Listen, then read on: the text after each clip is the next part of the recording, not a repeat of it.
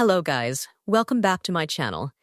In this video, I will show you how to fix controller not working in Slay the Spire 2 on PC.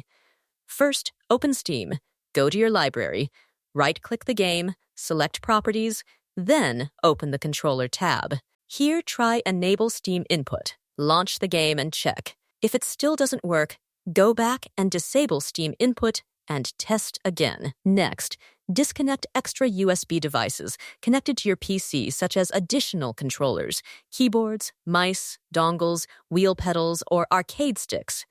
Then, relaunch the game. You can also try using the controller with a USB cable instead of wireless. After connecting, type USB game controllers in Windows Search, open Setup USB Game Controllers, click Advanced, and select your controller as the preferred device. If you are using a PlayStation controller, install and use DS4 Windows, and then launch the game. Also make sure your controller firmware is updated. Xbox users can update using the Xbox Accessories app from Microsoft Store, and PlayStation users can update using the PlayStation Accessories app. Finally, try launching Steam in Big Picture mode and start the game from there. One of these steps should fix the controller issue. Thanks for watching, and please like the video and subscribe to the channel.